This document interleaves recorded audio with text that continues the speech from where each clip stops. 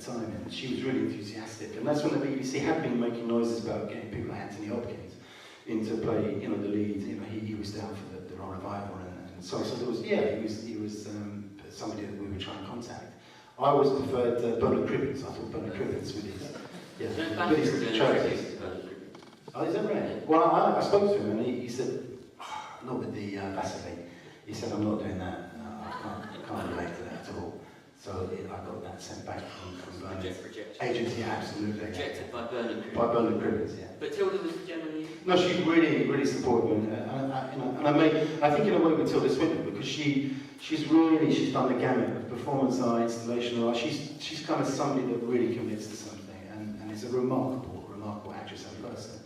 And I think in a way when I met Aurélie Petit, straight away the lights went on, and I knew that she was a kind of French Tilda Swinton. She works a lot with Philippe de Couffle and people like that. Is really into physical theatre.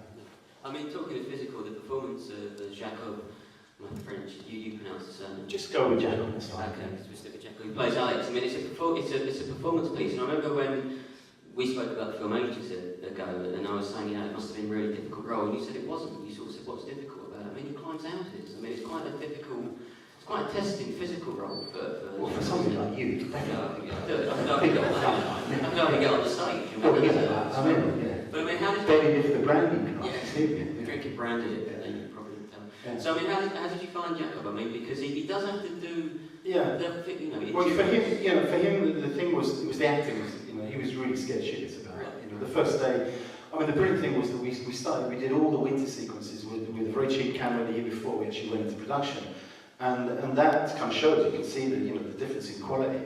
But we never really knew whether we'd have the money together. But it meant that he could come down to the Pyrenees, 2 cameras, the producer and David Duster, the assistant, and kind of it was wet his feet, get his feet wet, up down the trees. I mean, that stuff he does literally standing on his head, so that was easy. But at the back of his mind, at the time he was only 16, and he was worried that, about the first day on set. So the following summer, when eventually the money was kind of secured and we went into production, he didn't give a fuck about going up and down the buildings at all, because that's kind of, he's a trained acrobat, and he works with people like Cirque du Soleil, and that's not a problem. It's just the acting. And, there was just something very magnetic about him when I first met him. I'd auditioned at a couple of free runners in Paris that were really kind of cocksure and incredibly dynamic as people. But I met Jacob, and he was young, and he's incredibly naive in many ways. And I found him just quite compelling. And seeing him on the big screen, kind of confirmed that. We had a couple of screenings of the rushes, and it worked really well. And how did you coach him through the acting? Because the kind of work that you do, we've mentioned, about the kind of experimental side to your work, which we'll come back to. But the kind of work that you've done previously with Gallivant, this felt for you less so because it obviously did have kind of more traditional acting performances in it. Was that something that you found more difficult working with actors on perhaps a bigger stage? Because Pucker Ivul is a very acclaimed actor. Yeah, John Blue, I mean, some of you might recognise his face. I mean, a remarkable actor. So was that intimidating for you?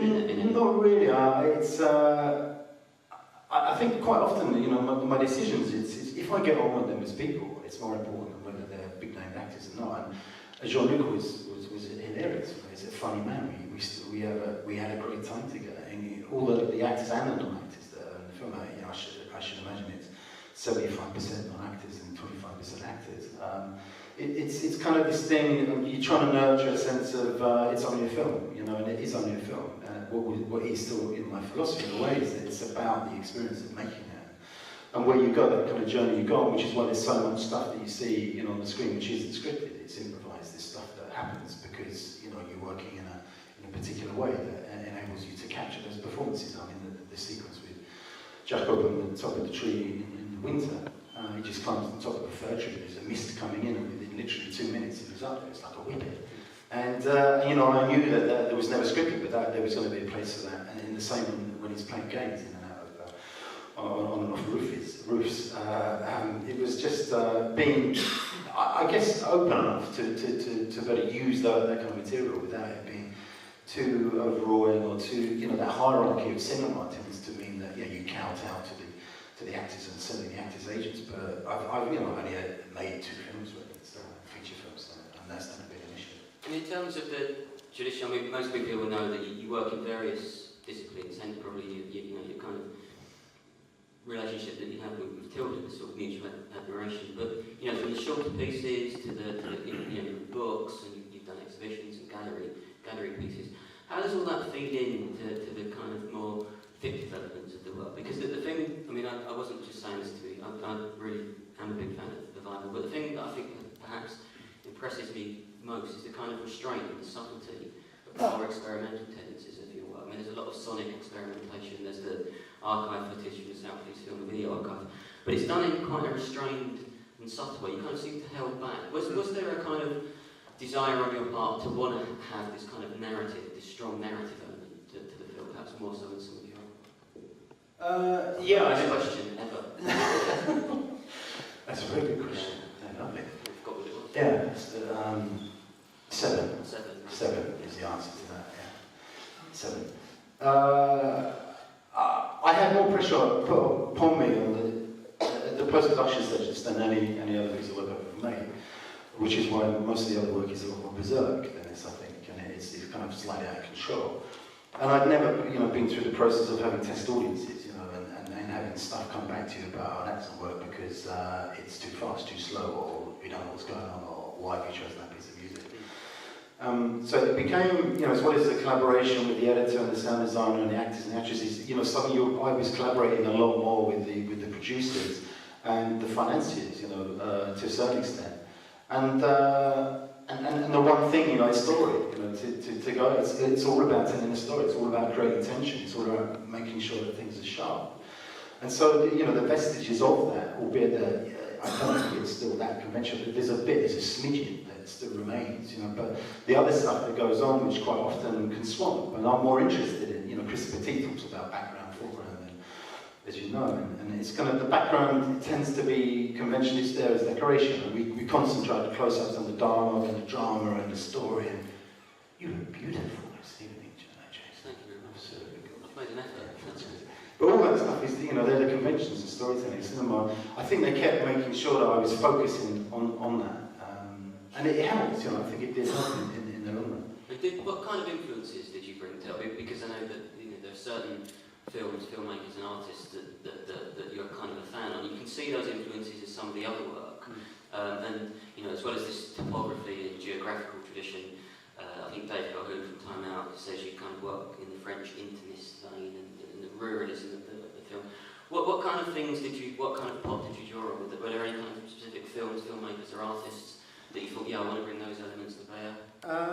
I would often say, The Moon and the Sledgehammer, I don't know if people have seen The Moon and the Sledgehammer, but it's a film made by Philip Trevelyan years ago, and I saw that quite a long time ago. Our community that used to live down in the forest just down in East Sussex. That's always kind of, I take that as a companion, and I show it to all the cast, all the crew, all the people involved in making this film. And it kind of just reminds me that things it's looking at those moments, capturing those moments. I work with 2 cameras, Gary Parker and Jordan Smith, the 2 people I work with for ages. Gary really is normally completely off his face, and I treat him like a sniper. He snipes stuff for me. I have no idea at the end of the day what he's shot. But he's always on set. He could be under a tree, or anywhere. Nicky's always lighting and making sure he kind of captures the main kind of narratives and most of the stuff that's needed.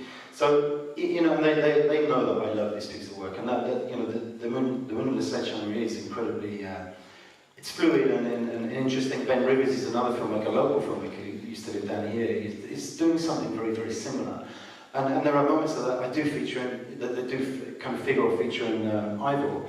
But I don't know, there's something about Matthew Barney's work, as a visual artist, and you can smell these films, you can taste the films. They're incredibly haptic, they're incredibly materialistic. It's very confusing what's going on in his work. And then of course there's Werner Herzog, somebody that I think when he's working with a smaller, he's just completely kind of pushing cinema. His films are also incredibly, I find them really corporeal and elemental and physical and very macho in a strange way. I think they're always there in the back of my mind. Matthew Barney kind of come onto my radar in the last 5-10 years really. And you mentioned again earlier that the film's part of a trilogy, the second part of the trilogy. How's what are the plans for the third part? Well, This Filthy Earth was written first, and in fact, almost at the same concurrently with Off Ground Heat. And the idea was that all I really wanted to do was to make 3 narrative pieces. Off ground, you were set above the ground. This Filthy Earth is set very much on the ground. And the third part of the trilogy, the idea is to set the film underneath the ground. And Xavier Chile, the guy that plays, is in the other 2 pieces. The idea of the third part is we arrive underground, the caverns, the caves of Nyo or Lombrive, and there's a beautiful kind of caving systems down in Cornwall and also up in the Faroe Islands. He kind of meanders through the underworld, and for the first time actually, I mean, he's a classically trained actor,